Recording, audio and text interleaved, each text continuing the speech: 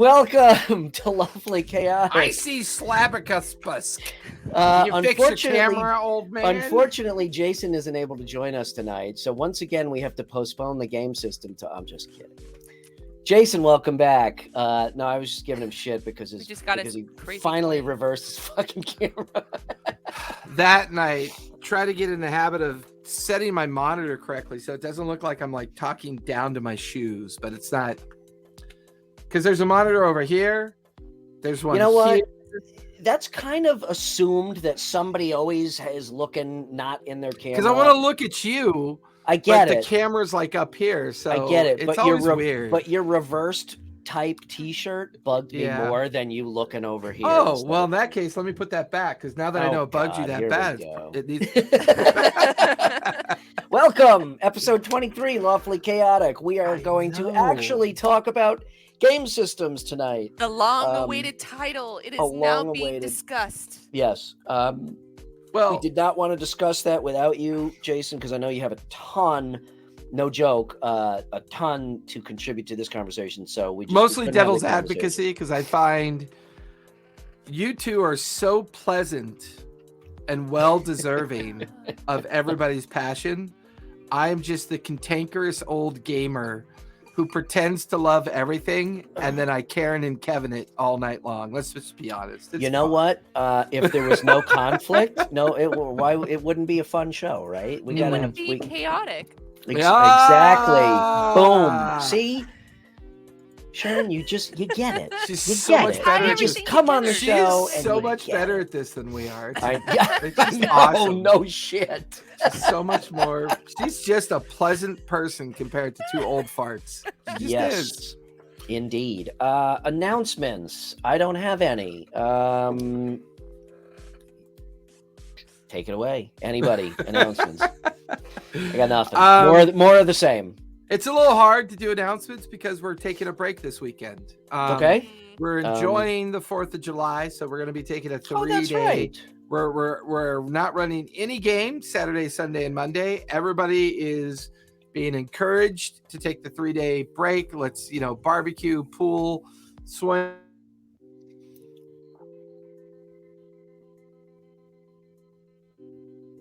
Absolutely. And considering the interesting 2 years we have, I think a little, we've had a significant uptick in COVID out in California. Yep. And same here. But you know what, to be honest, my son finally got it. He got his COVID badge last week. And had I not had the wherewithal to test him one morning because he was coughing a little bit more than his normal allergies, right, we would have never even known. He had 4 hours of mild symptoms. I mean, knock on wood. Right. And the rest of the week that he was home doing nothing, bored off his ass, he was completely fine. So maybe we're at the point where it's just seasonal bullshit that we're gonna have to deal with, hopefully. Yeah. And I know one of the things it's affecting is the ability for people to get together and play games. So the online community is still available for that. Yep. Yeah. Absolutely. But I did want to say that, yes, I just want to reiterate your sentiment. Happy 4th of July. Safe 4th of July while we celebrate America and going back to the Salem witch trials of the late 17th century. Yeah, don't blow up any of your fingers, guys, okay? Hopefully soon we will be... I'm fine. Hopefully soon we will be back to a complete Puritan society, and we can stop worrying about all of this equality and BS. Oh, God, you know what? Heavy sarcasm. If that wasn't isn't it normal for the world to be on fire at this point? Well, what's interesting is, me and Brian have been talking about a podcast about just topics of life, and I think we're gonna kick that off during the summer. I got the URL. I've been sitting on it for 2 years, and I think now's the time. So yeah, and we'll leave it at that for this show because we're going to do that for the sake of, I think sometimes you just need to get things kind of like vented out and organized in your own mind and organized from a perspective of conversation. Yeah. I have no opinions about the way the world's changing right now because it's not a unique situation. It's done it dozens of times before. And the real question is, what is the next generation going to do with it as they move forward to the next and the next and the next? I mean, the reality is we are of generation. We've studied our history. We live in a certain period of time. And then what is that roadmap going to look, for those that take up the mantle and continue forward? I will say this much. The only generation that has not done a very good job of that is both the baby boomer generation and the X-Geners, because we were so conflicted. We were such a conflicted generation with each other. It never occurred to us to look forward. Well, not only that, but I think that is where we became so apathetic and self-centered and greedy. So there we go. I guess we're starting this other podcast because we have our first show. So, by the way, Sharon, I have a lot of hope for you and your friends. Lots of hope. Hopefully. Yes. But we're going to quash this conversation now because Lawfully Chaotic, which is a wholly owned subsidiary of I did so much reading. I did so much reading. Well, table it, because Lawfully Chaotic is owned by RPG&Co, which is owned by a multinational conglomerate with we can't get into that because of the whole brand thing. And we signed an NDA before we started the show too, so we're beholden to stakeholders and shareholders. I have to sign an NDA every day called no dumbassery. So I understand. But I will a lot of holders. We have a lot of holders. So I had a little downtime with my allergies, so I was doing a little extra reading. I am slightly hooked on this Blades in the Dark. I've been so let's jump into our topic. Blades in the Dark. So Sharon, lead us in. Talk to us about talk to us about your research and why we went with this topic. All right, so we're going to talk about different types of game systems, whether it's tabletop, campaign long, or just like a one-shot, or even games that just deal with only one dice. So today we're going to be deep diving into some different genres into the tabletop world. So to kick us off, we are going to be starting off with some action fantasy games. And Jason hinted out to a system called Blades in the Dark, which takes place in a 19th century Victorian London. And it takes place when, Jason, what have you read about it so far? I'm not going to have much to contribute to this particular game because I am a little bit ashamed to admit I have never heard of this system before. So. Same here. Everyone's learning something new today. And there you go, Governor. I've always been a Cthulhu fan. And part of the game system of Cthulhu that I've always enjoyed was the madness system. And I know that can be a very kind of like difficult thing to implement because a lot of people will play games for the purposes of fantasy, relaxing, and stuff like that. So when you start dabbling in things like madness systems and stress, things that might actually introduce stress into a game, that's a very good way of putting it. Sharon. Have you guys have you guys? And I don't want to derail, but have you guys played the board game Cthulhu Death May Die by Simon Games? No, not the board game. No. Okay, we're gonna jump back. We're going to jump back to that after this. Yeah. So the thing that I liked about Blades in the Dark, their mechanics are incredibly simple. Very simple. But once again, I find any system that gives all the narrative back to the player to be good systems. Like they make sense. If you have Pathfinder level mechanics, D&D level mechanics, then you have Cortex, right? The thing that I love about these kind of independent systems, and by the way, Evil Hat Productions, great company. They put out a lot of really cool stuff. Yeah. I just like the fact that they're not actually Cthulhu, but it's that dark noir feeling. Yeah, it's very gritty. Yeah, and the characters matter more than the GM. The GM, I mean, this thing comes really close to a system that could run itself, and you might be able to just play the game as characters. the fact that you can play these dark, nuanced kind of characters, it embraces the anti-hero theme again, right? And I know in the D&D world, the very first attempt at that, like if you could find the character sheet, bring up the character sheet for me, Brian, since you're driving. And for those of you that have just come in, we are talking about Blades in the Dark. This is a fast-paced one-shot system that just involves a 1 6-sided dice.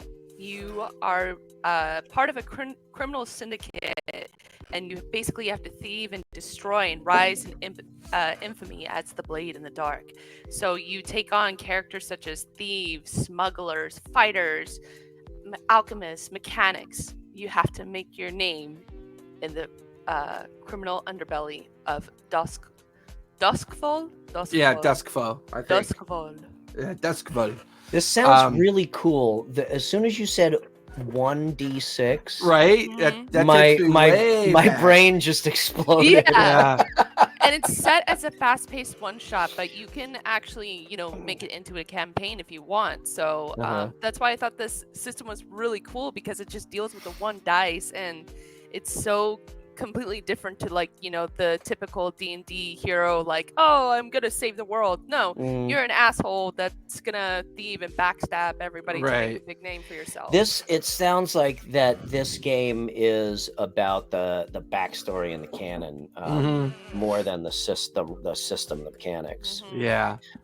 Sharon, I mentioned to you when we were talking after last week's show about one of my favorite games. And again, I don't want to close the conversation on Blades in the Dark, but it sounds to me a little bit like Shadowrun, which is to this day still one of my favorite backstories and world mythos that I've ever read or played.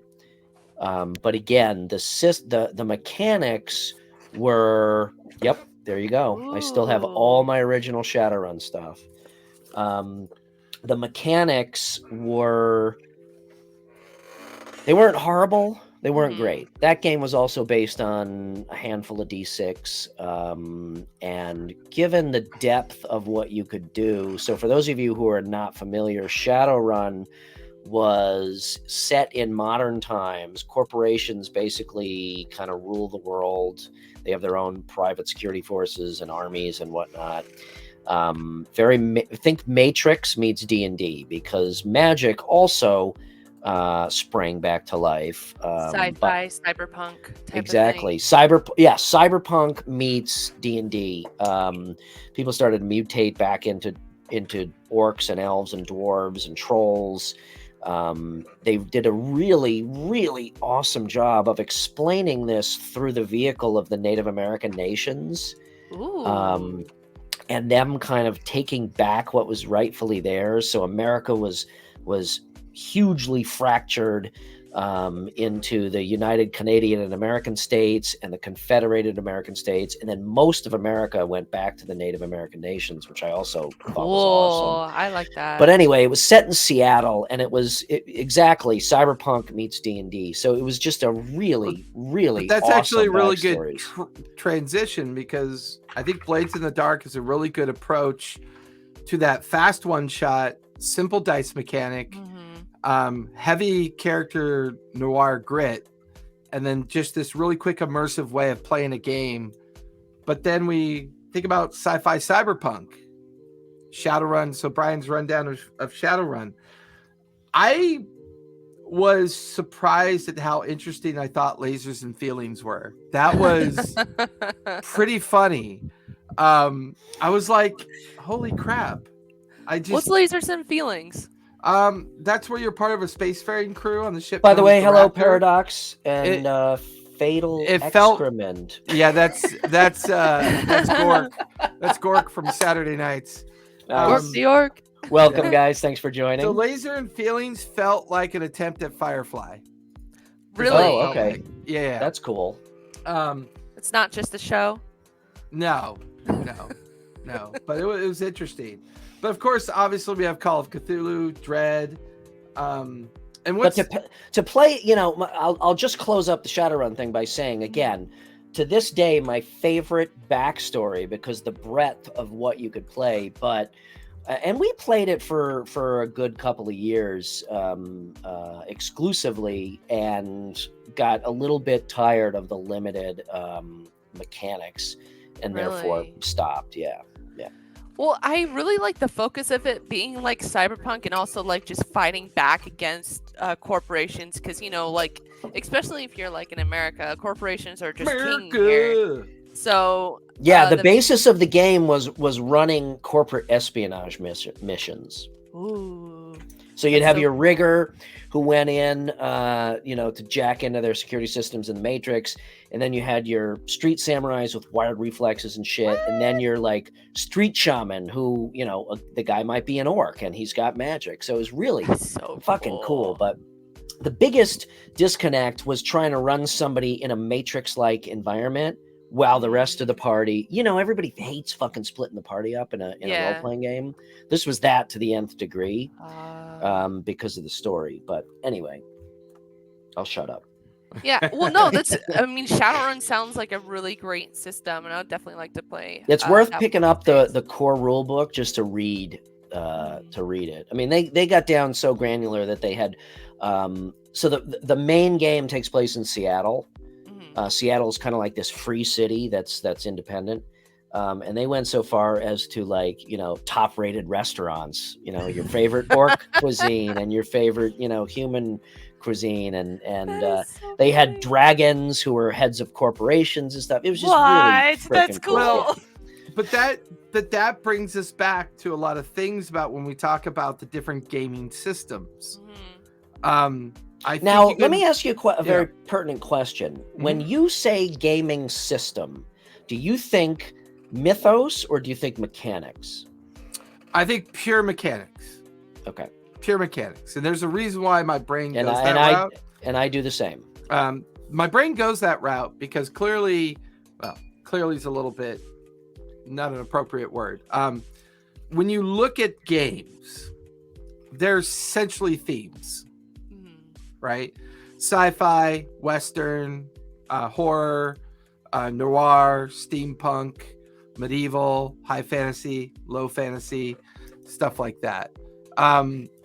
So it's actually very true. A lot of the older versions, so for example, this is a second edition book. So a lot of this has been turned into PDF reality. That's awesome. That's cool. But I will premise all that by something very interesting that I found.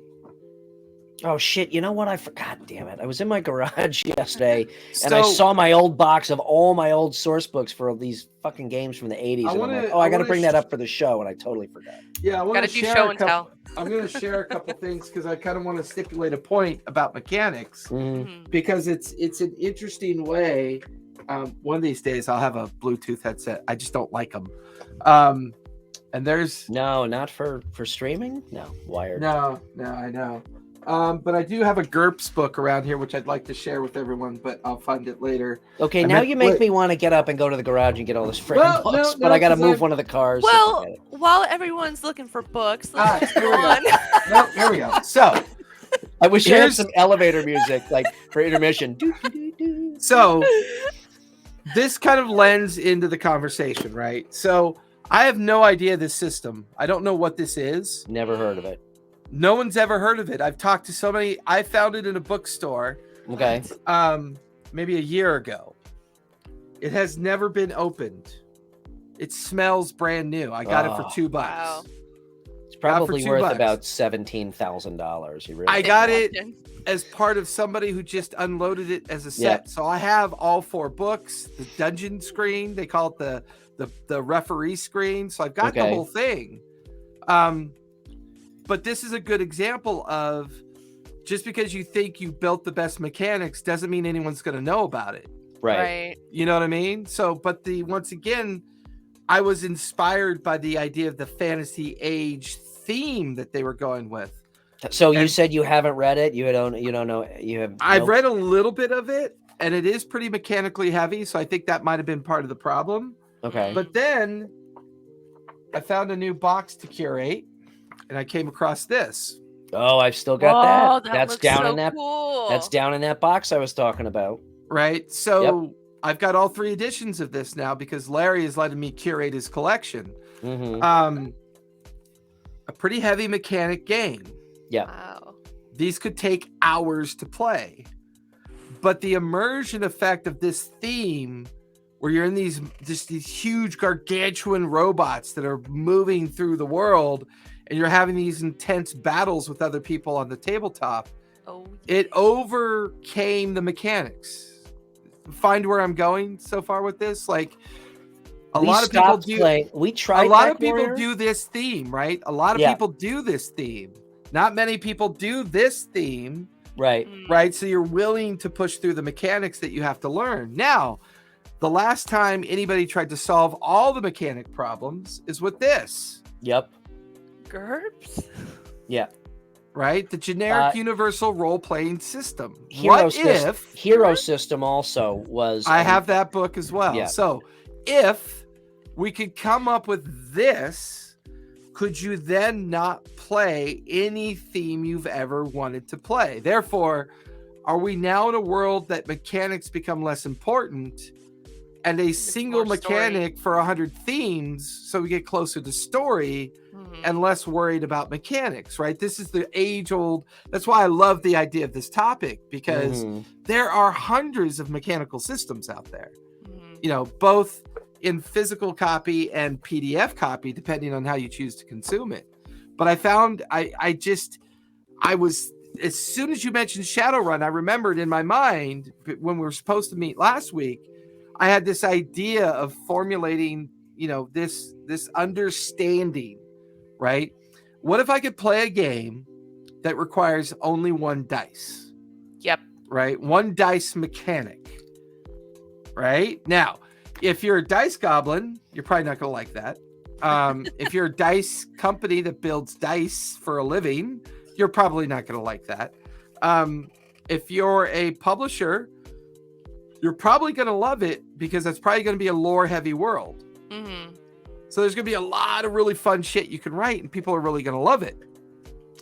But I'm sorry. No, go ahead, because you definitely have a thought. So like I was thinking, like, because you know how back in the day they had like the choose your own adventure storybooks. Oh, I Like, used to have them by the stacks. Yeah, but integrate that with like just a dice.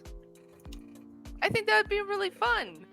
So it begs the question: do we still think that the only reason we use mechanics is because they introduce chaos, while everything else is organized and planned and thought out? It depends. Okay, so it depends on. You bring up a very interesting point, and obviously GURPS is the king of trying to solve this issue. Yeah, Hero System. Hero System. It's a great name.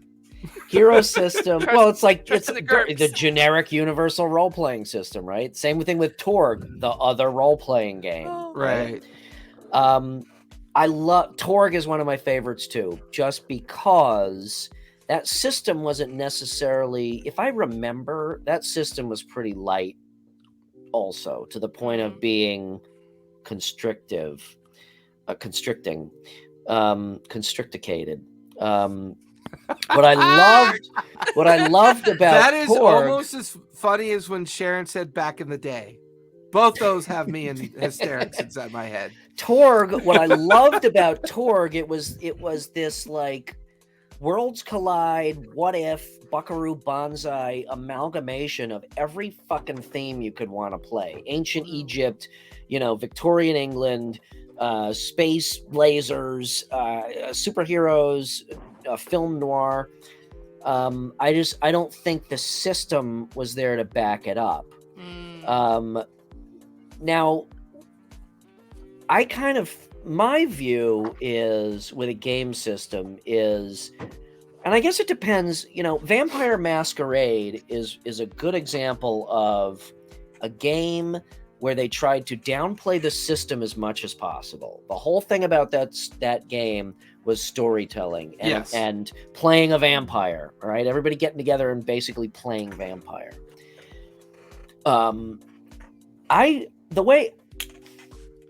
I think a universal system is a great idea. I personally, though, like, anytime you say one die, I go into convulsions. Okay. I personally feel that a system, in order to be fully universal, a system has to have, there's a fine balance point between enough chaos and detail and rules without becoming bogged down in those things. Okay. And I don't know that 5e is the answer, but we've talked about the DC system. 5e is a pretty good base for something like that. I think we'll see how Spelljammer plays out. But I do think that the system has to have enough depth that you can develop a character and play to the mechanics of whatever theme you want, so that it doesn't just feel like, okay, we're just calling it medieval England and we're rolling a d6 whenever we need to do something. You know what I mean? There has to be, like, if I'm in a sci-fi spacefaring game, I want to be able to create a skill that is, rewire spaceship bulkhead doors, okay? And I want to be able to roll and do that and feel like I've accomplished something. If I'm in D&D, I want to be, stealthing up castle stairs, all right? Right. So in my opinion, and you guys may have a different view, in my opinion, it does have to be a deep enough mechanic system to be able to really fully enjoy the rest of that stuff. If not, I mean, you could all just sit around and play storytelling, and I'm not knocking that. That could be a very good thing. But then why do you have a character sheet at all? You might as well just all sit around in a room and just literally talk through, like, what do you do? What do you do? What do you do? And have a referee that makes the decisions on the fly. Right. So I'd be curious to hear both of your opinions on the depth of the mechanics in terms of how involved it is. Well, I'd like to hear about Sharon's opinion from her character depth, because I still think the main point of a game, if you play it this way, right? Now that we're cutting our teeth on now that we're cutting our teeth on one of the more specific questions, which is, are you playing a board game? Are you playing an RP game? Are you playing a TTRPG game? Right. Are you playing a tabletop war game? Right? So once you settle on the type of game you're playing in that game world, if you're going to be a player, Sharon, like a player character, what are you looking for? Well, to circle back to what Brian was talking about, the different mechanics, most of these these systems that I have listed, they are designed in such a way where it is just a one-shot session. I think it would bog down the mechanics if they were to extend it further. I think maybe to introduce 5e well, I'm not sure if it's possible to like introduce like 5e mechanics on like a one dice game for like Blades in the Dark or something. Because like, well, they tried it once before, which is interesting. They tried it with the D20 system, is what they tried to accomplish. They tried to minimize or organize it in such a way that, if you just roll D20s, you can resolve a lot of your playing mechanics.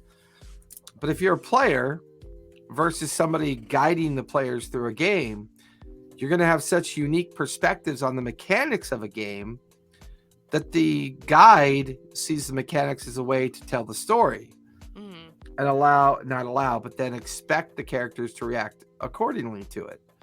Right. Whereas the characters may say, okay, I know I've got a big old sword or a pistol or laser beam eyes or whatever I'm immersing myself in, where I sometimes find the characters get a little bit frustrated.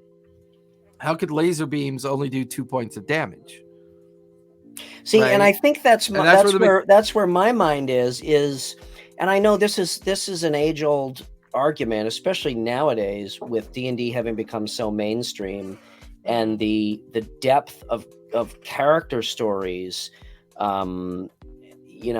that we see being so much deeper than when we were kids playing this. It's like some people feel that mechanics take away from your ability to develop character stories. I disagree. I feel that character stories and backgrounds and character development can be separate from the mechanics. You can go as deep as you want on that. I guess where I feel the mechanics come in is, in addition to having my unique character story, I want to be able to, based on, it's a game. We're playing a game based on a system. So I want to be able to take advantage of my character's abilities in a way that feels different from everybody else at the table. Right. And that's why I feel like there has to be a certain amount of granularity so that when I make a specific skill check, I feel like I'm actually accomplishing something and not everybody at the table. Like, one of the things I hate at the table in D&D is like, okay, the DM is speaking to the party and somebody is checking at a door. Okay, make a perception check. And everybody says, oh, I make a perception check too. Right. You don't like teamwork, It's like, Brian? I don't care if you have a +6. I'm talking to this guy and he's got a +1, but he's the one listening to the door. So let him do it and fuck it up. So I feel that the mechanics allow for more differentiation in player characters. And to me, as a player, that is what interests me in a game. I want to be different from everybody else at the table, beyond just my backstory. Well, it's more like you're getting a more personal involvement into the world via mechanics. Yeah. Yes. Well, Sharon, really quick, because I want to get your opinion on this. When you were building Mira, like when you went through the process of building your druid and then organizing the backstory for her, did the ability stats ever come into play other than the core mechanic of you being a druid? Like, you know what I mean? Like when you were rolling your skill sets and organizing your feats and your abilities and organizing the kind of mechanical skeleton of Mira, did it ever matter to you when you were doing that? Or was the story something that mattered more? So as long as the mechanics got you close to it, you were, you know what I'm getting at? Like that idea, Yeah, and the thing is too, like I was leaning more on her background at first, and then when I started to progress in the game, that's when I started to think about like her abilities more, because then like it's a part of her, and she would have the amount of experience that she has because of the person that she is. So she's even really clumsy. See that can be a beautiful thing in both your character story and your mechanics. Yeah. You could, we're kind of getting into the min-max versus not discussion. So as much as I love mechanics, I am not a min-maxer. I like creating characters based on a story about what I want to play, and if that is completely contrary to the proper way to build a character within said system, I don't care. Once I have that character built, though, then I want to take advantage of the mechanics to the best of my ability. And it could be a really fun thing to say, hey, every third action that I take, I have to roll a d20, and on a 1, I trip over my own feet, and because I'm clumsy as shit. Well, and something I find interesting too, because I know me and Sharon have talked about this before, but the cultural influences around you and those relationships with a possible game mechanic. Like I've really fallen in love with the board game Castle Siege, right? It's a lot of fun. It's random. It's a cooperative game, right? So the cooperative nature of it is a lot of fun. Mechanics can be both scary and simplistic at the same time. So like when I think about the uniqueness of cooperative play, right, and its relationship to mechanics, it kind of reminds me of the topic that Sharon touched on, which is like the cuteness factor of a game, right? The idea, sometimes you want to play a game that's just funny or kind of like it's so easy to get adorable it makes your into. teeth crack, or Mhm.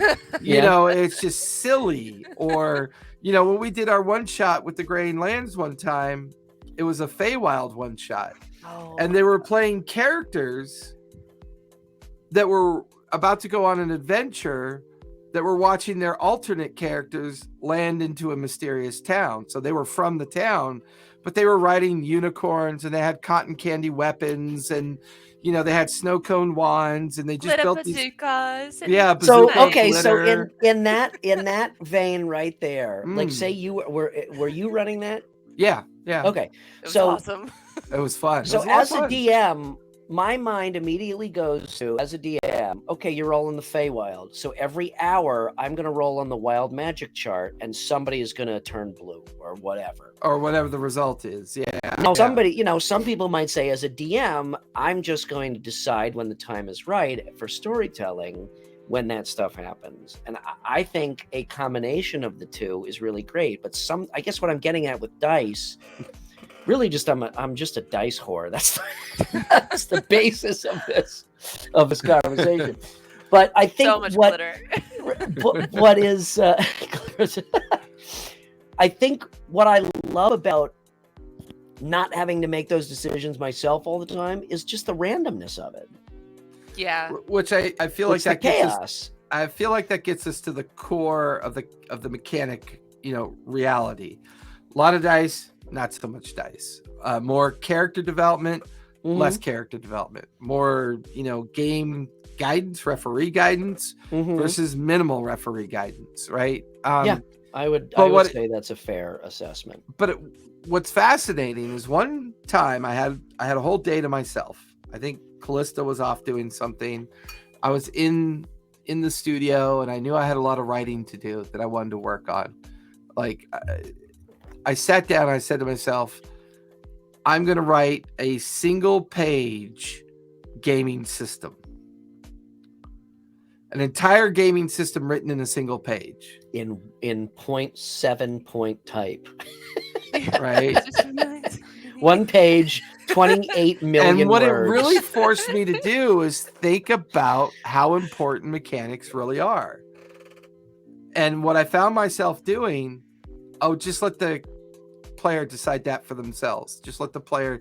I had like 35 asterisks that just said, let the player decide that for themselves. And I'm finding myself more and more, like we're experiencing with Pike's Promise on Mondays. I'm finding myself more and more getting out of the business of resolution of what they're doing. And just looking at my player and going, how do you think you would handle this? Explain it to me. And they describe what they do. And then I go, okay, let's talk about that. Give me this, this, and this. And then what do you think? This or this? And they might say, well, this sounds logical. And they do their rolls. And I go, okay, you had a partial success here, but you had an amazing failure here. Tell me how you feel like that failure is going to be. And then they narrate their own failure. Now, I definitely borrowed a lot of that from Shannon, who plays a lot of Mage. And Mage kind of narration and refereeing of people who play Mage. It's like, describe for me how you're trying to shoot the gun. Well, I prop it up on the car, and then as I aim across the hood, I just let a full burst of rounds go at the target. Okay, great. As you did that, you didn't realize the car had been running all day, and it's hot. So as you put your hand on the hood, go ahead and roll with disadvantage because you immediately are, distracted by the heat of the hood. Okay, but you said something right there. I think that is beautiful. I love it. But you just said roll with disadvantage. Right, but I think the roll beauty with disadvantage is a notation of risk versus reward. Yeah, right? and I'm not arguing what you were saying because I think that narrative resolution. But to your point, yeah, disadvantage versus advantage feels like a universal mechanic. You're right. It feels like a universal mechanic. I would agree with that. I think a beautifully written system of mechanics can incorporate both. It should not be so constrictive that you have to rely on a die roll and you can't narrate. Correct. But they should be able to play hand in hand. I love what you just said about the car's hot and you put your hand on there. So then like it changes your difficulty. Or To me, the whole page, sorry, Cher, the whole page that I wrote, it boiled down to the introduction of mechanics based purely on risk and reward. When I got to the end of that single page, I looked at all my notes and I'm like, if I could come up with a mechanic system that clarified and codified the idea of risk versus reward, and that was a Unitarian system, I feel like you get to that point that you're trying to get to. I just had a fabulous idea. Hold on, 2 seconds, and then you should. All right. I'm gonna wait. all wrinkly by the time you guys are done. Right, 7 seconds. You're using up my fucking time. I want to publish a game source book that's 200 pages long, and all of the pages are blank, and on the first page it says, "Do whatever the fuck you want." That is chaos. What were your thoughts, Cher? Oh no, I was just going to say that most tabletop games are very action heavy and very mechanics driven, but there are games out there where you don't even have to have dice, you don't even have to fight people. Like for example, Dread, for example, you're using a Jenga tower to play the game. I saw what Paradox. Yeah, that was awesome. What is this? Huh? You didn't take a look at it, Brian? That was part of your homework. I know. What is it? What's called Dread? Dread. So it's an interesting take. Yeah, Cher. It's a horror style tabletop RPG game where you use the Jenga tower. It's already terrifying as it is, but why not add a horror game to it? So for each basically each decision that you make in the game, like say for example you're trying to hide from the murderer, okay, well then you're going to have to stealthily walk away from the guy. Okay, pull a block from the tower and see if you can make a success, and if you don't, well, the tower falls and the murderer gets you. That's fucking ridiculous. I love it. Cool. That is fucking ridiculous. But it is interactive. It really brings in the physical, kind of like the physical interactive that I think sometimes games lack. It's an over-exaggeration. Don't get me wrong. It's an over-exaggeration. Here's your game kit, and it comes in a Foot Locker. What are you trying to do? Well, I want to stealth on this tightrope. Okay, here's a rope. Go tie it to that banister and that doorknob and walk on the fucking tightrope. That's ridiculous. I'm going to say it. That's fucking ridiculous. Your palms are already sweaty from playing Jenga anyways. You might as well get scared while doing it. Well, I think it's also really interesting mechanical way of introducing people to gameplay without them feeling like that. You know what I mean? Like extremely creative. It's like, I play this when I go drinking with my friends. This is easy. Yeah. Right. By the way, if you pull the wrong block, you and the party die. Oh, yeah. Well, that's different. Yeah. You didn't tell me that. That is extremely creative, and I can see that being a ton of fun. But I still think it's fucking ridiculous. And to the point of... And of course, now I'm going to go and buy the damn thing. And what prompted me to think about this whole game mechanic thing when we were talking about it before is, what if... This is a big what if, right? What if you get a table of people together and you say, okay, what do you want to play? And they all look at each other and go, well, can we do something sci-fi? Sure. What do you want to do? You start talking about that. And you say, okay, great. How do you think the characters should go? Should they be built a certain way? Should you have classes? Should you have the idea of identifiers? Should you be kind of like identified as a certain kind of player? What are your thoughts? What if you could develop a game that is so kind of like driven through just the nature of the vibe of the table that whatever it becomes just becomes that game for that table? And again, I think that's fantastic. They're still... They could all agree that they want to use 25 different dice. Yeah. right? They could all agree Keep that it they down. want to do well. Hey, they could all look at me and go, "Hey, Jason, we're all kind of console gamers. Can we do skill sets? Can we do like skill trees?" Right? So kind of what you've been So working on in the past, Brian, where you have yeah, these layered skill things to kind of give you those extra edges as you move through the world. so we're coming full circle because what you're talking about is a universal system that can apply to No, anything. it's even worse than that. What I'm talking about is no system exists until the table starts playing. Okay, but then basically you have to come up with a system and create one or find one. Exactly. What if that's the missing link? What if the great hereditary challenge of any table lasting a progressively long time is that it's a lot of round pegs trying to find the right holes to fit into? Okay, but wouldn't a truly universal game system that had awesome mechanics, wouldn't that fulfill that role? No, because the mechanics are still predefined.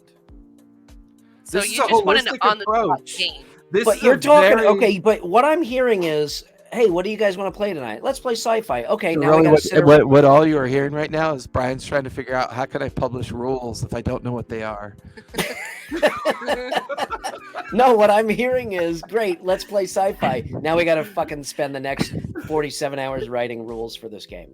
Well, what if it turns out that the table only cares about 10% of what a book is written to? Then And that I mean, 10%, that's they're fine. not really Then you're back to like Vampire the Masquerade, where the Are we? system doesn't really matter and it's all about narrative. What if they agree that a D100 is a great way to determine fate? Maybe they want to come up with a fate rule, but at the same time, maybe they want but a what you're skill saying tree. is you have to create a rule system on the fly. Yeah, sounds like fun to me. Yeah, you guys want to play a game tonight? Yeah, great. Yeah. Engineer this fucking game for the next Yeah, let's do it. 12 hours. Oh, you want to be someone who's good at assassin?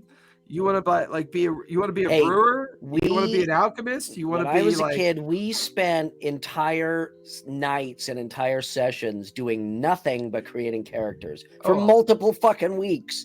So I'm not knocking like, oh, let's create this. The thought of creating this this customized thing is great to me, but I guess I'm still thinking of the mind. I'm still in the mindset of, if you had a truly, really well written, not too deep, but just deep enough, all encompassing universal game system, then you should be able to meld that into whatever the players want to play that night. And usually that's what ends up happening. It's just it's an interesting way to look at the most common problem of any game that's trying to get going, which is, how do we get that table vibe established? Well, if there's a kind of, agreement on the mechanic, is that enough to keep the table going? Well, sure. Once you have an agreement on a mechanic, you have a druid, you have a dwarven pirate, you have a crazy barbarian, and they're in a cyberpunk world where a mad mage on top of an iron tower is using the iron tower to suppress the populace, and this group has got to figure out a way into the tower and save the populace from this insane mage. And it turns out the mage's name is CPU, and suddenly dealing with this mage is dealing with an AI. And do we have the right kind of like mechanics to kind of like enforce those AI potential mechanics? And suddenly you're in the multiverse because the AI expands you out into 2,000 possibilities of what might happen. I want to play that theme right there with the rules from Stratego. Make that for me. Right? I mean, at some point, I agree. It's one of the reasons why I like 5e mechanics so much is I can take GURPS lore, I could take 5e DC core system, I could take Mage and Vampire the Masquerade character construction with their Cthulhu-based lore, and then take some Shadowrun corporate cyberpunk theme, and boom, you're off and running in the game. Yeah, but it's You know what I still, mean? it's yes, totally. I agree. But I guess my point is, it's still, unless you're playing completely narrative, it's still based on a system. What dice do how do I figure out if partly I based on 8 system. Maybe that's how do another I figure out if I guys think? accomplish this or not? What'd you say? I said, chat. What do you guys think? Do you think Poor it Oh, should Sharon. be a Poor Sharon. universal? We've been just spouting you off for know, like 40 fucking minutes. I'm just a wallflower. Let me ask Well, you this. I Seriously. I like Is there this ever I a want point, to time? squeeze in the cuteness games before we sign off, guys, because which there's we a lot of will. like If we got to run a mechanics little and over for guns Oh, this involved. show's Sharon, if going we gotta run longer a than little 8 over o'clock. for cuteness, we will. I assure you. Or whatever. Yeah. If you could dumb down basic archetypes, but have them open to expansion and interpretation from there, I think that's becoming a much more common theme these days. Yes. The idea Now, of but is that expanding the interpretation wholly based on backstory, or is it expanding the interpretation based on a system of mechanics with set skills that differentiates that character's subtype? did either of you watch the new Critical Role, The Story of Sprinkles? No, not yet. Don't fucking On and ruin it off. for me. Yeah, that's a really good example of the cuteness factor that we're about to transition to, while also answering Brian's question. I really felt like their most recent episode Mhm. was pure backstory enlightenment. Like, Yeah. where did I'm- Sprinkles come from and where did Sprinkles go? Okay, don't get me wrong. I'm not against backstory and narrative roleplay. But he is all. against cuteness, so goodbye. Anyways, Cuteness sucks. Fuck cuteness. Fuck your sprinkle. No, I am very, very much into narrative role playing. I still enjoy the shopping episodes of Critical Role Oh, more yeah. than anything else. If a die is never rolled during a session, I'm okay with that. But when it comes to, can I hack this guy's head off with my axe or shoot his eye out with my laser gun? I want a fucking die to roll, you know? Let me ask you a question though. Are there ever times where you guys, because, so I don't know if you know this, but the and in RPG and Company, when I was developing this brand, I originally developed RPG Inc. And right before I bought the URL and applied for the trademark, I thought, you know what, that's going to pigeonhole me into just role-playing games, and I don't want to do that because I have a very big love of board games. So that's why I changed it to And Company. It's a very subtle branding thing. That's another show though. So in that vein, is there ever a time that you get together with a group of friends and you're like, oh, we want to play something immersive, but we don't necessarily want to role play tonight? What board game can we play that still has an immersive backstory, whether it's cute or whether it's Cthulhu, madness and stress or whatnot, and let's play that board game tonight instead of a role-playing game? Because I do find that from time to time, and that's why I wanted to bring up Cthulhu Death May Die. Well, the only other game I've played besides D&D that involves cooperation, I mean, it's still D&D. It's a board Finally, game we pissed Jason off enough that he just left. and it's Temple of Elemental Evil. So you get to have minis, you get to have tiles, and it's all randomized, and you still get to roll a d20, but you're still playing a game where you have to roll to disable traps. You're rolling to fight enemies in the game. So it's not anything that has to do with lore or anything. There's like a little snippet, but yeah, it's essentially combat. So Cthulhu Death May Die, and I like that. And Death May Die by Simon Games is very cool. It's a Warhammer, for fuck's sake. Don't fucking get me started on Warhammer. Cthulhu is an awesome game because it is based on madness and insanity, and I'm not going to get too deep into it, but the way you lose the game more often than just dying is you go insane. And they just did the artwork, the feel of the game. Yes, that's another good one. Betrayal at House on the Hill. Yes, it's a really immersive board game, and if you play it right, or if you play it in a certain way, I should say, you can really set a mood. BattleTech that's Matt. Yeah, we played, God, how many fucking nights did we play BattleTech?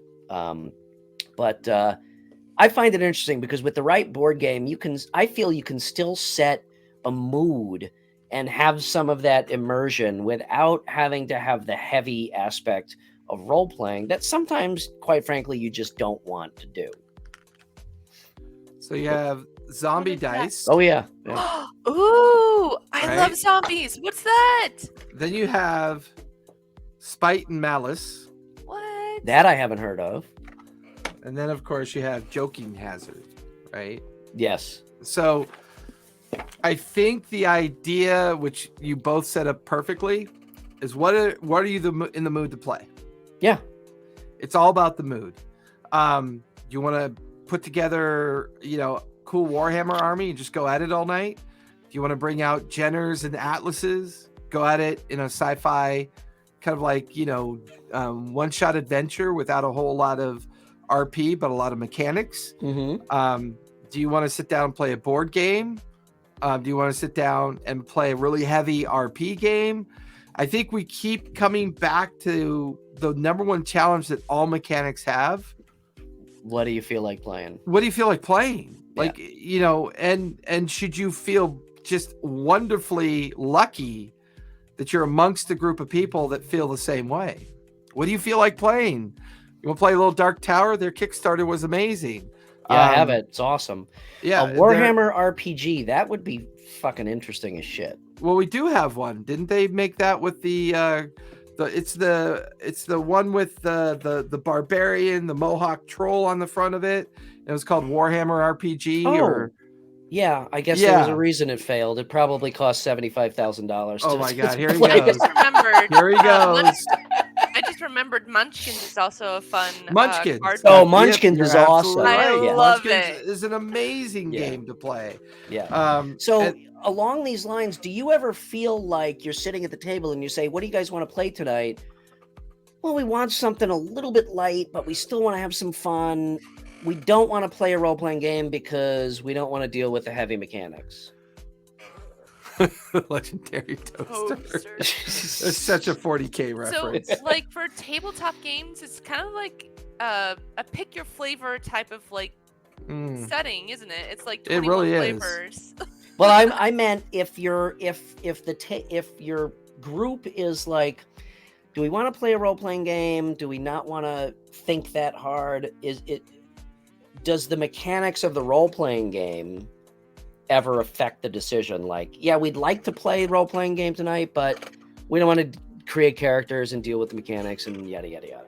Right. Well, Which is what it's so great though, isn't it? Like you're just picking up a character and then just rolling with it for the night, and whatever happens. That's true, which can also be a ton of fun. yeah. Here's your character, one that you would never have otherwise created. Well, it's one of the reasons why I like the Avray bot so much. Like my favorite one shots to run are to let everybody, hey, when you go in the one shot channel, do the exclamation random char. So it's a random character build. Mhm. And whatever you get is what you play with. Ooh, that's fun. Which, just rolling with. Yeah. I mean, Yeah. Actually, that'd be a good name. That would be a good name for a game. Just roll Yeah. with it. just for roll with it. for a universal game. Yeah, I love. Ooh. Trademarked dibs. Oh,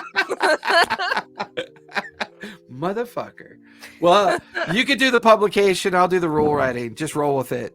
And you know what would fucking be so much fun to do with that? I just popped in my head. Let's create some new dice. Dibs, trademark. Let's create a D15. Let's create a D30. I want a let's- why not trapezoidal just do die letters that instead? won't or even Roman land on numerals? any. Well, it lands on and- nothing but 1 and 17. And Torchseer brought up a good point earlier, fate cards. What Yeah. if you get out of the business of dice? Does a game get more mechanically interesting when you use fate cards instead of dice? Why not both? Or possibly both? Yeah. I mean, if it- look you know, at my yeah. look at my homebrew. All of my homebrew is pretty high level for D&D. It's pretty high level shit, but it's all got caveats. Like use this too much and X happens. I love that type of shit. I love the random factor. I love that.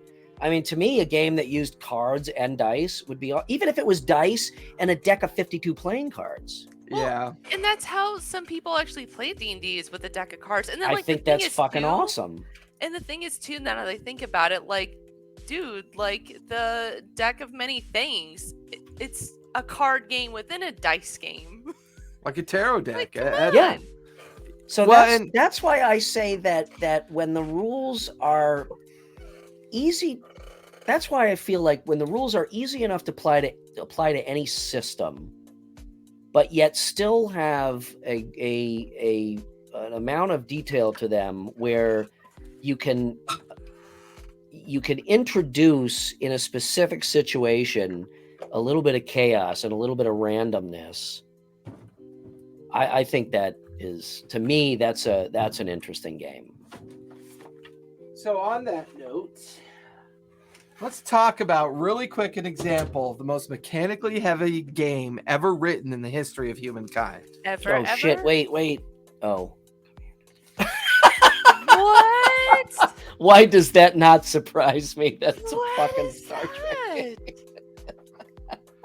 Right? I think that's Wait, so cool. how thick is that book? Hold up the I side. mean, it's Wow, that's dense. Jesus Christ! It even looks like a It's- fucking Starfleet manual. this is part of Larry's collection that I've been allowed to curate, and he's got about 50 books related to this. Jesus. Cool. It's a really good example of generational movement away from like the interpretation of gameplay and having Mhm. multiple generations through cultural influence Mm-hmm. begin to design the idea of gameplay, right? Could you have as much fun playing this or this? Well, they're both equal measures of possible fun depending on the group that you're playing with. What is So if you circle back to the idea of mechanics, it does make sense. No matter what, every game that you play is going to have its own mechanic and kind of its own system, no matter what you play, right? You're going Mhm. to have to learn the nuance of the way their rules come into effect, right? But it all really boils down to, can you have fun playing any game with anyone at a table? I mean, that is the great kind of like grail of like, you have a group of 5 friends, you from 9 a.m. until 9 p.m., you order pizza, beer, and you sit around a table and play 12 different games, Mm-hmm. right? Wow.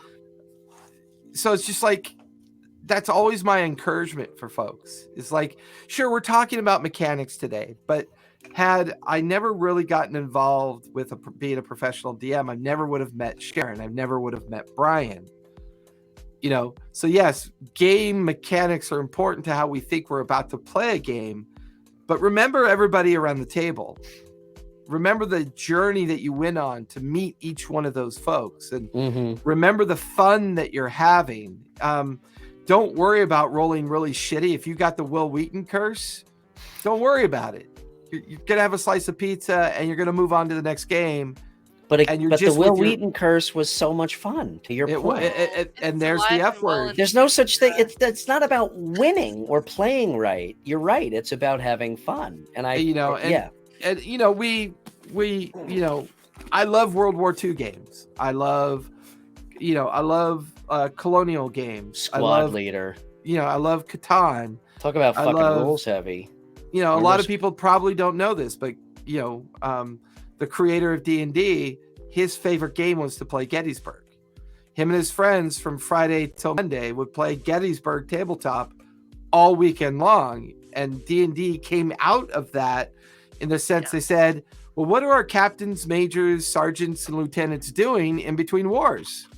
What if we Wait could a come second. up with a way This of, was- This was one of our trivia questions, which Oh, yeah. unfortunately we forgot to write new ones for this week. But what Yeah. was the game that D&D was born out of? This is for you, Jason. Well, I know, I know based on the readings of the documentaries I've consumed, I know they based the idea of D&D from playing Avalon Hill's Gettysburg. No, but what directly was D&D born out of? A game created by Gygax. It wasn't Darkmoor, was it? Nope. Yeah, I don't know. It was a tabletop miniature war game called Chainmail.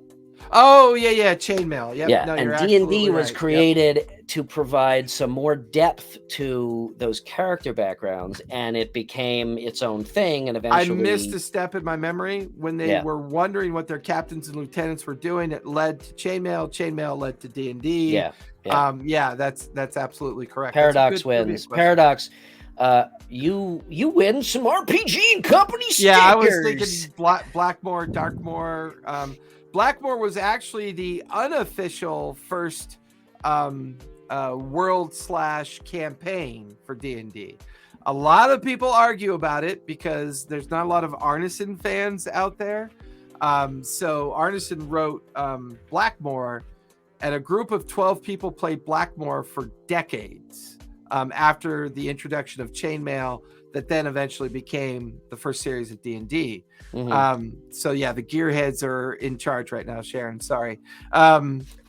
She's just like, oh, God, old men. Totally. And their nostalgia. We totally like started off with like talking about game systems. Now we're just totally talking about mechanics. So I know. I have to mention this though. In response to your statement about can you have fun? That obviously depends on your group, depends on the night, depends on the mood. Sometimes you're right. Like, I want to play the simplest game. I want to roll 6 dice and zombie dice and play 47 games inside of an hour and a half. That's and drink beer. That's fun. There was a game that we used to play when we were way back when called Centurion, and then there was a space flight game based on this also, and Interceptor. That's for you, Interceptor. Sharon. Warm brain. See, I love it. Centurion and Interceptor. They were tabletop war games. One was futuristic tanks, and one was space fighters. The cool thing about the game was I think an electrical engineer probably designed these games. I don't know. I should find out. But the critical charts for your tanks or your ships were literally electronic diagrams. Is that Ogre I see? Yeah. I'm going to out old man you, old man. I remember Ogre. Sharon's like, oh my God. I'm just in the corner fighting through my life. Yeah. The critical charts on these games, when you would get a hit, it was literally an electronics diagram, and you would go through like that sounds terrifying. It was so much fucking fun. It would take like 40 minutes to resolve one hit because you'd have to trace through the diagram and find out what systems it affected in the ship. So I have a question for Sharon. If you could turn any theme into a game, what would it be? Corporate office job. Anything? Oh my God, I'm already playing that game in IRL. It's dreary as hell, let me tell you. It's a horror game. Yeah. Anything. Corporate Doom. Corporate Doom. Oh my Trademark. God. Dibs, trademark. God damn it. I just thought of a wonderful game to play. Wait, no, I want to hear Sharon's answer, actually. I know, right? I just broke anything. I think she broke something. Because she laughed so hard, the whole table shook. All right. What was the question? I was crisis What? alerting. Any like theme or cultural inspiration? What would you turn that? What game would that look like to you? Like anything that you like, this golden opportunity that you only have to think about your favorite thing to play. Actually, I want all of us to answer this. Sharon, you first. Well, like, I thoroughly enjoyed when we played that one shot for the Feywild. Like, if I could play a game like that, I think that'd be so much fun, because like the fact that you also introduced the idea of having everybody create their own weapons, I thought was so cool, because like it created mystery between the players, because what are they gonna make, like I think that was really fun to do. And plus, like, it was lighthearted but also combat heavy to the point where like you were still engaged and like everybody was just having fun at the table. So if I were to create a game, it would be something along the lines of that. Glitters and bazookas. Yeah. I love it. it. Brian, you? I really love the multiversal what if kind of theme. Not necessarily multiple. Oh yeah, I guess it would be multiple dimensions. But I really love the mashup of different themes, kind of set in a 1930s noir basis. I'd like to see that. I want to play a game called The Librarians. I do. I love the idea of Please elaborate on that. You live in a modern time, and there's this entire 250,000-year history of a species behind you.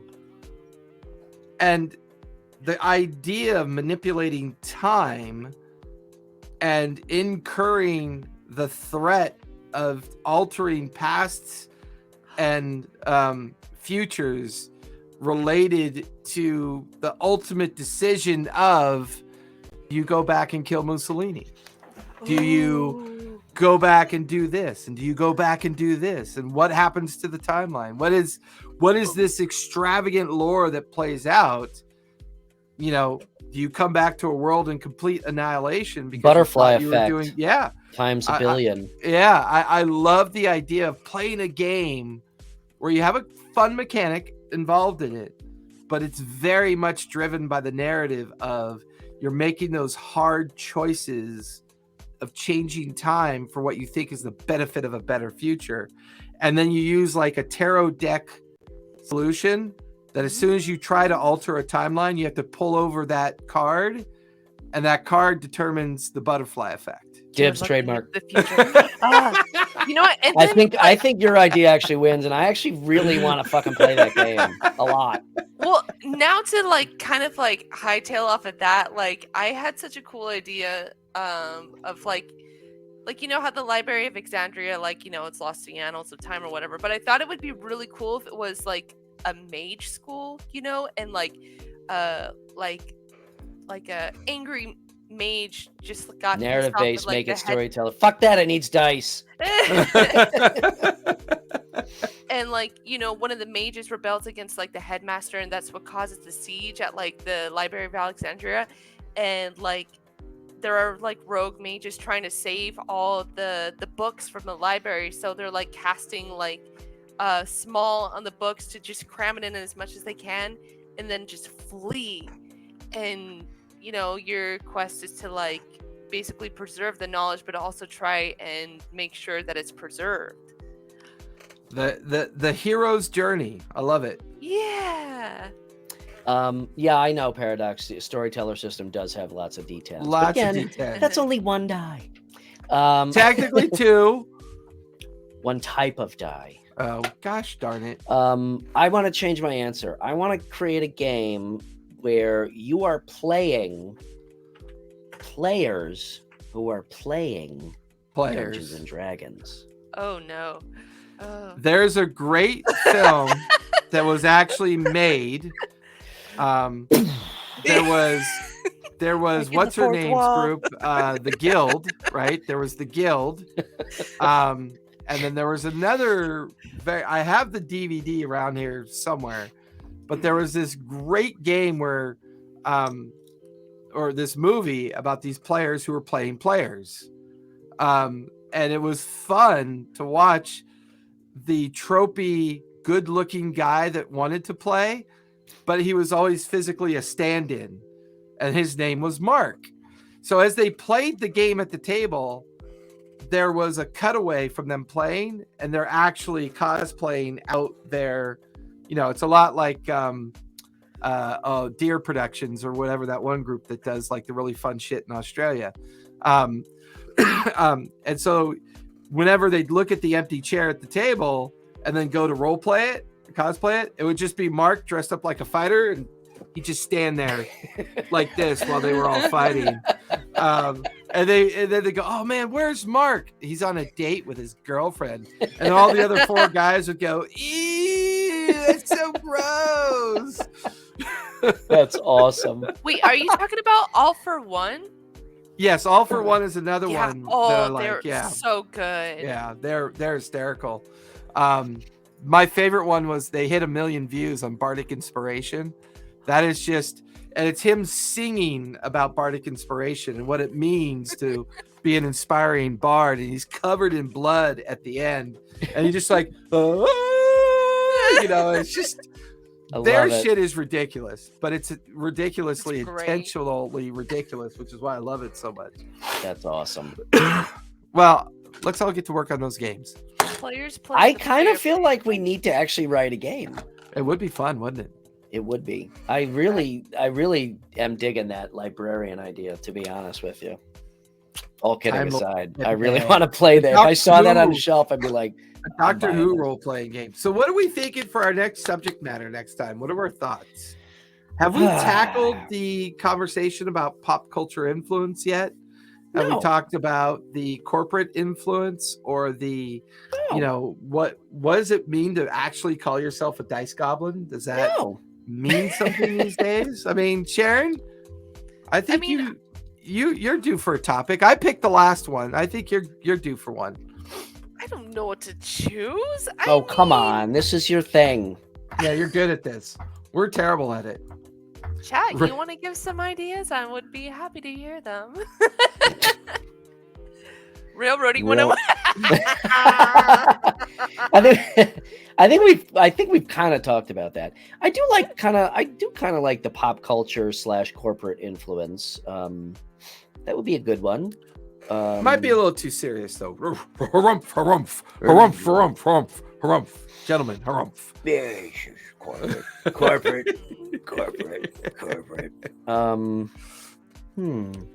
Well, we certainly don't need to think of it right now. If anybody in chat, No. well, No. do we want to just think of it with our brains, or do we want to roll dice, or do we want to pick a card to determine what it is? Roll dice. Rollies? Rollies. How to steal a movie, plot 102. 102. Making magic items. But Hmm. we touched on that last time, didn't we? Didn't we? Creating. Little bit. Or the social influences of D&D in a modern day. Oh, I like or- that. I love that. How about just Do you have a dice that says right foot or chest or full body Oh, or right hand? Ooh. chat look away. reskinning 5e for other genres? Well, that's kind of what we've talked about, but that's A little bit. we yeah. could go deeper into that. How about just how the perception of D&D has changed over the years and how it has become. I'm still amazed at how mainstream it's become and what those more factors. The cultural influences of playing D&D. Boom, there you go. Yeah, I like All right, that idea. next week, cultural influences Yep, of yep. playing D&D. All right, All everybody. right. Thanks for coming We out. go- Barry Whoa, Bob. no, no, whoa, no. whoa. Damn it. Did you No. not get the memo? I almost got out of this. What's the matter? You got a break, fucking Jason. appointment or something? All right, we don't have any more trivia because we did not re-roll. But Paradox, you answered the one question, so send me your info, DM me, and I will actually send you some stickers and shit. Not an actual bag of shit. That would be great. That would be pretty funny, That'd though. be Here's great. some RPG However- Go steaming shit. steaming Flaming shit. bag of shit. We're gonna do rollies to see who closes out the show, Jason. Ah, damn, You I got a almost D20? got out of it. Let me just This is- insert the cute games really quick. Check Yes. out Golden Sky Stories. It's really super cute. You play a animal called a henge, and it's basically like My Neighbor Totoro. Go check it out. And also Honey Heist, where you play cute bears and you wear cute hats. Familiar with Honey Heist? What's the other one? Golden Sky Story? Yes, Golden Sky Stories. It's a heartwarming RPG. There's no Okay. action involved. It's it's basically a sweet story about, just helping out people in your village. Okay, Well, awesome. check it out. Yeah. But so Sharon, since Jason and I basically fucking just spouted off the entire time, you get to Jesus. roll rollies with advantage. Oh, all right, all How's right. that for game system mechanics? Wait, but okay. Yeah, I know, right? Wait, we're gonna roll together. So yeah, come on, but guys. you roll with advantage. Yes. So you rolled but 2d20. Yes. All right. I got a 2. I got a 15. I got a 12 and a 13. All right. Jason, close us out. Barry Got Bott, it. where can we find you these days? You can find me at Instagram at BarryBot, and you could also check me out on the D&D Club's channel every Saturday. Not this week, however, but following next week, tune in 4 p.m. to 7 p.m. to check out the Grain Lens, where myself and a bunch of awesome players, such as Torch Seer and Fatal, who are in the chat, come check us out. Where Brian. can we find Brian? Yeah. You can find my link tree down there at rpgandco.com. Best place to find me is Instagram at rpg&co. And yeah. And you can find me, Jason, at TTRPG Academy in a fetal position underneath my table, sucking my thumb and wondering where all the daylight has gone. Yeah, my link tree, TTRPG Academy. You can find all of our Twitter, our link tree, Instagram, all of our Facebook stuff over there. Come hang out. If you want to learn how to play the game, head on over to the Academy. It's lots of fun. What's the beautiful sign off, Jason? Oh, It's got to bring a tear to our eye. no, it's going to be my classic because I do believe in my classic. Do it. Be safe, be kind, play a game. It's good for your mental health. Goodbye, everybody. Bye.